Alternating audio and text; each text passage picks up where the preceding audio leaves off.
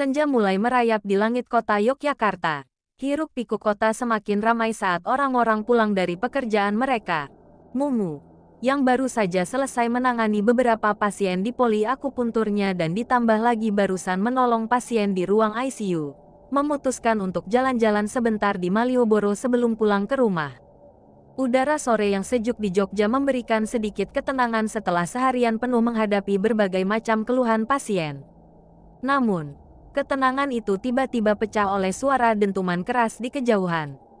Suara logam yang berbenturan disusul oleh teriakan orang-orang.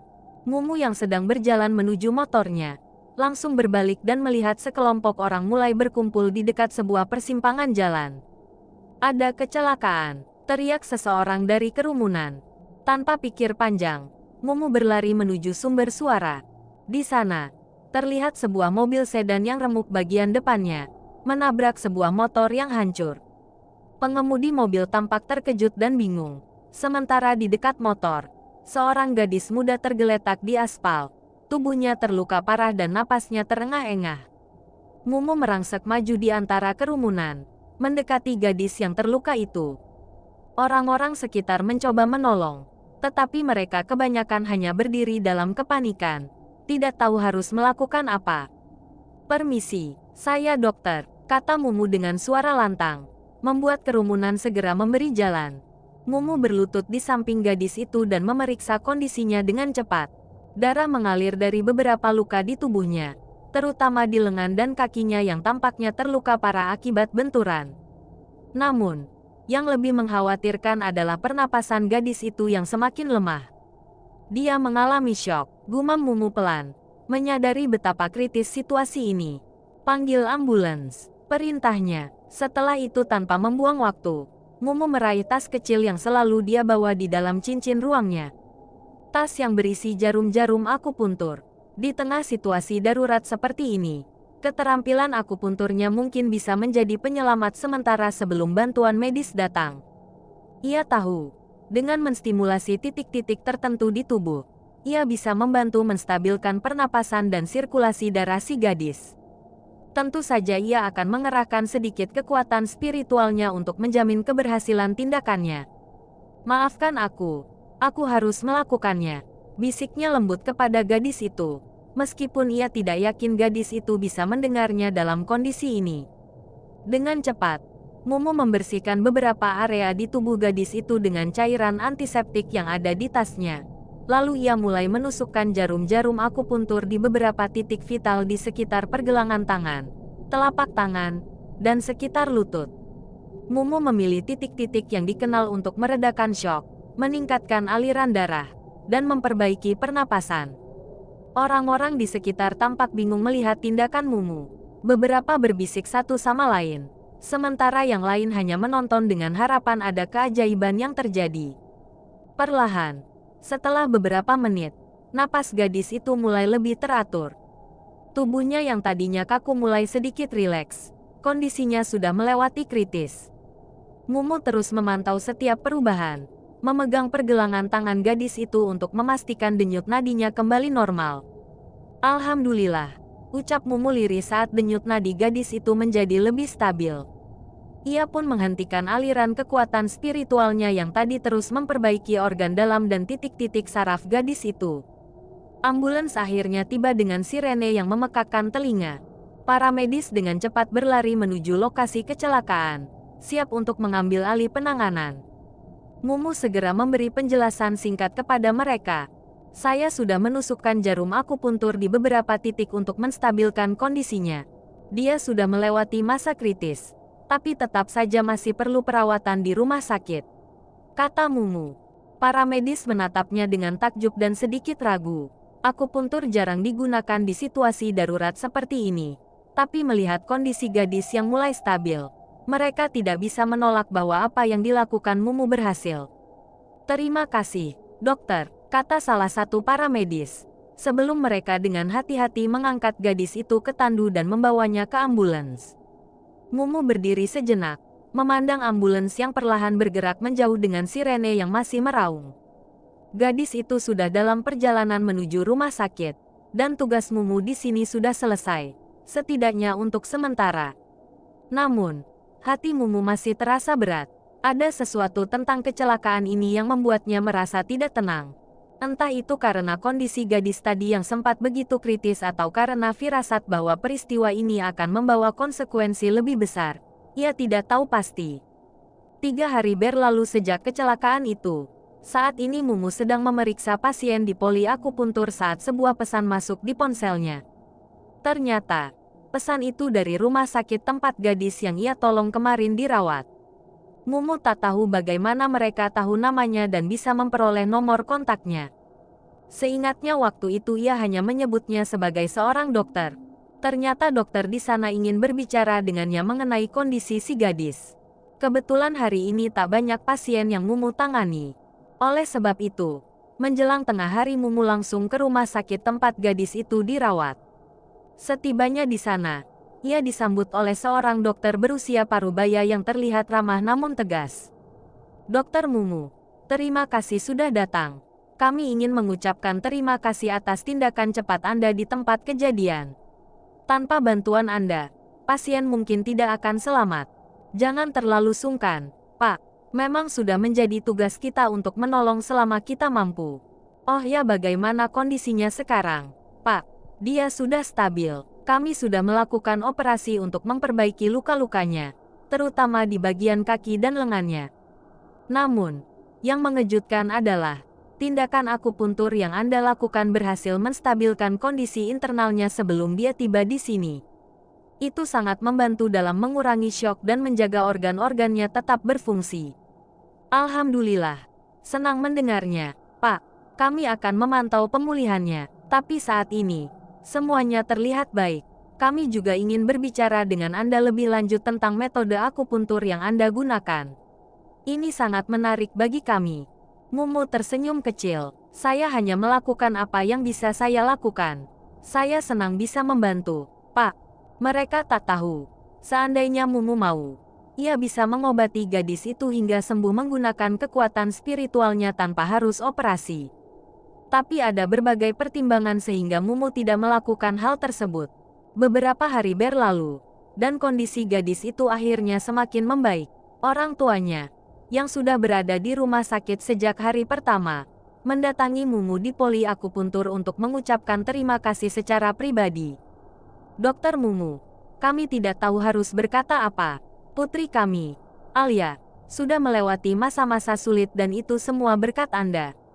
Kami sangat bersyukur," ucap ayah Alia dengan mata berkaca-kaca. Mumu tersenyum hangat. "Saya hanya melakukan apa yang bisa saya lakukan, Pak. Kebetulan waktu itu saya berada tak jauh dari tempat kejadian. Yang penting sekarang putri Bapak sudah dalam pemulihan. Semoga dia segera pulih sepenuhnya." Papa Imelda menatap putrinya dengan raut wajah risau. "Kamu tidak muda lagi, Mel. Kamu sudah lebih dari pantas untuk menikah. Pria seperti apa yang kamu dambakan? Berapa banyak anak kawan papa yang ingin menyuntingmu? Kamu bisa pilih salah satu dari mereka. Mereka semua dari keluarga baik-baik. Mereka orang terpandang. Harta benda mereka tidak akan habis hingga ke anak cucu. Apalagi yang kamu pikirkan?" Imelda duduk di ruang keluarga yang terasa semakin sesak oleh pembicaraan yang kian serius. Papanya sedang menatapnya dengan tatapan penuh harap dan juga sedikit frustrasi. Di sudut lain, Mas Nur, abangnya, tersenyum tipis, seolah menunggu momen yang tepat untuk ikut campur. "Papa, urusan pernikahan itu bukan seperti membeli barang di pasar," kata Imelda, suaranya sedikit bergetar. "Kita tidak boleh tergesa-gesa. Sekali dilakukan, tidak bisa dikembalikan seperti barang yang cacat atau tidak sesuai." Papanya menghela napas panjang. Usia Imelda sudah sangat matang, dan ini bukan pertama kalinya mereka membahas topik ini. Setiap kali percakapan soal pernikahan muncul, Imelda selalu menjawab dengan hati-hati dan memberikan alasan yang sama. Dia tidak ingin salah pilih. "Imel tahu," lanjut Imelda. "Umur Imel tidak muda lagi. Tapi Imel juga tidak mau asal memilih. Imel janji, jika sudah bertemu pria yang cocok, Imel pasti akan bicarakan dengan papa." Raut wajah papanya menunjukkan ketidaksabaran yang semakin sulit dia sembunyikan. "Tapi sampai kapan, Imel? Mau menunggu sampai kapan? Kesabaran papa ada batasnya. Ingat umurmu." Imelda terdiam sejenak. Dia memahami kekhawatiran papanya. Di lingkungan mereka, wanita yang belum menikah di usia seperti Imelda seringkali menjadi bahan pembicaraan. Dan itu tentu saja tidak mudah bagi keluarga mereka. Namun, baginya pernikahan bukan hanya soal usia atau tekanan sosial. Ini tentang menemukan seseorang yang benar-benar cocok. Di saat suasana semakin tegang, Mas Nur tiba-tiba menyela dengan nada bercanda. Email mencintai seseorang, Papa. Tapi orang itu sudah punya istri. Bukan hanya satu, tapi dua. Imelda langsung menoleh ke arah abangnya dengan cemberut. Abang, serius sedikit, dong. Papanya memandang kedua anaknya dengan bingung. Apa maksudnya ini? Siapa orang yang kalian bicarakan? Tidak, Pak, itu cuma Bang Mas Nur yang bercanda. Imelda menjawab cepat, merasa perlu menghentikan spekulasi sebelum situasi semakin rumit. Dia tidak ingin Bang Mas Nur mengungkapkan sosok pria yang memang ada di benaknya. Seseorang yang telah membuatnya merasa berbeda, namun juga seseorang yang tidak mungkin bisa dia miliki. Papanya mengerutkan kening, masih tidak mengerti. Email, Papa hanya ingin yang terbaik untukmu. Papa ingin melihatmu bahagia, tapi kalau kamu terus menunda-nunda seperti ini, Papa khawatir kesempatanmu akan hilang begitu saja. Pria itu menoleh ke arah Mas Nur. Apa benar yang kamu katakan tadi, Mas Nur? Siapa orangnya? Anak siapa dia? Mas Nur tidak langsung menjawab. Dia melirik ke arah Imelda. Biar Email saja yang cerita. Pak, ceritakan. Mel, apa benar kamu benar-benar mencintai pria yang sudah punya istri? Tanya pria itu. Suaranya terdengar terkejut dan sedikit kecewa. Imelda menunduk, tidak tahu bagaimana harus menjawab. Setelah menghela nafas dalam-dalam dia pun akhirnya menjawab. Iya, Pak, itu hanya sekedar rasa suka sesaat karena Email juga tahu. Cinta itu tidak akan kemana-mana. Email tidak bisa merusak rumah tangga orang lain. Sehingga sebelum dia tahu, Email mundur teratur. Suasana di ruangan itu semakin sunyi. Hanya terdengar suara jam dinding yang berdetak pelan. Seolah menghitung detik-detik ketegangan yang menggantung di udara. Mas Nur, yang biasanya selalu punya komentar lucu, kini terdiam. Dia tahu ini bukan lagi waktu yang tepat untuk bercanda. Sementara itu, Papa Imelda bersandar di kursinya, jelas terguncang oleh pengakuan Imelda. Kenapa kamu tidak pernah cerita sebelumnya, Mel? Papa tidak tahu kamu menanggung perasaan seberat itu sendirian. Email tidak mau merepotkan Papa. Jawab Imelda dengan lirih. Email berpikir ini adalah sesuatu yang harus Email hadapi sendiri. Tapi semakin lama, semakin sulit. Email mencintai dia, tapi Email juga tahu perasaan ini salah. Papa Imelda mengusap wajahnya, seolah mencoba menemukan kata-kata yang tepat untuk menanggapi. Dia sangat ingin membantu anak perempuannya, tetapi situasi ini jauh lebih rumit daripada yang dia bayangkan. Email, kata pria itu dengan nada lembut. Papa mengerti, cinta itu tidak selalu sederhana. Tapi kamu juga harus ingat, kebahagiaanmu itu penting. Papa tidak ingin kamu terus hidup dalam bayang-bayang cinta yang tidak mungkin terwujud. Mungkin sudah saatnya kamu membuka hati untuk orang lain. Imelda menatap papanya, merasa tersentuh oleh perhatian dan kasih sayangnya. Papa, Email sudah mencoba, tapi perasaan ini tidak bisa hilang begitu saja. Email butuh waktu. Berapa lama lagi waktu yang kamu butuhkan? Tanya pria itu. Meskipun suaranya tetap tenang, ada nada khawatir yang tersirat. Kamu tahu, Papa hanya ingin yang terbaik untukmu. Tapi Papa juga tidak ingin kamu terjebak dalam situasi yang tidak ada ujungnya. Imelda terdiam. Dia memahami kekhawatiran papanya. Tetapi di sisi lain, perasaannya terlalu dalam untuk bisa diabaikan begitu saja. Email akan berusaha, Pak. Email akan mencoba melupakan dia. Tapi tolong beri Email waktu.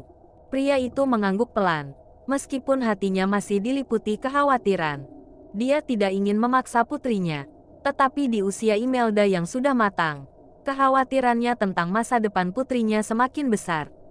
Baiklah, katanya akhirnya, Papa tidak akan memaksamu. Tapi tolong, jangan biarkan dirimu terjebak terlalu lama. Dunia ini luas, Email. Masih banyak pria baik di luar sana yang bisa membuatmu bahagia. Imelda tersenyum samar, meskipun hatinya masih terasa berat. Dia tahu papanya benar, namun, terkadang cinta tidak sejalan dengan logika. Setelah Imelda pergi, pria itu menoleh ke arah Mas Nur. Siapa pria itu? Mas Nur, bagaimana bisa adikmu tergila-gila dengan pria tersebut? Apa identitasnya? Asteris asteris asteris asteris asteris asteris asteris asteris asteris asteris asteris asteris asteris asteris asteris asteris. Ako, Mumu tiba-tiba bersin, menghentikan langkahnya di tengah jalan. Aneh, Mumu heran. Jarang sekali ia bersin tanpa alasan yang jelas. Ia memeriksa tubuhnya dengan cepat namun tidak ada yang salah. Tubuhnya fit, tidak ada tanda-tanda meriang atau flu. Bersinnya ini terasa aneh, seperti ada yang tidak beres. Namun ia tidak tahu apa. Belum sempat Mumu merenungkan lebih jauh, handphonenya berdering. Nama Erna, istrinya, muncul di layar. Ada apa? Nda, tanya Mumu segera setelah mengangkat telepon. Suara di seberang terdengar sedikit gemetar. Yah, bisa ke kantor es sebentar. Nada suara Erna langsung membuat Mumu siaga. Apa yang terjadi? Nda, apakah Bunda mengalami sesuatu? Erna terdiam sejenak, dan Mumu bisa mendengar napasnya yang tidak teratur. Tidak, bukan. Bunda baik-baik saja. Hanya saja, suaranya semakin bergetar. Ada sesuatu yang mengganjal. Hanya apa? Nda, katakan, desak Mumu. Merasa ada sesuatu yang buruk. Ada seseorang yang menabur berbagai jenis kembang di depan pintu ruangan Bunda. Bunda tak sengaja melangkahinya. Dan sekarang Bunda merasa aneh. Jawab Erna akhirnya. Suaranya hampir pecah. Jantung Mumu berdetak lebih cepat. Kembang di depan pintu. Ia tahu betul itu bukan pertanda baik. Dalam budaya dan kepercayaan tertentu, menabur kembang di tempat-tempat tertentu bisa menjadi bagian dari ritual mistis atau sihir. Orang yang tidak sengaja melangkahinya bisa terkena dampaknya. Apa maksudmu? Nda, apa yang Bunda rasakan? Tanya Mumu lebih serius. Pikirannya langsung melayang ke hal-hal supranatural yang sudah beberapa kali ia hadapi sebelumnya. Ia tahu, masalah ini lebih dalam dari yang terlihat. Bunda merasa lemas, seperti ada yang menarik tenaga Bunda. Bunda juga merasa sesak napas, seperti ada beban berat di dada. Jawab Erna. Suaranya bergetar ketakutan. Ayah akan ke sana sekarang. Jangan khawatir. Nda, jangan lakukan apa-apa dulu. Tetap tenang. Ayah akan segera datang.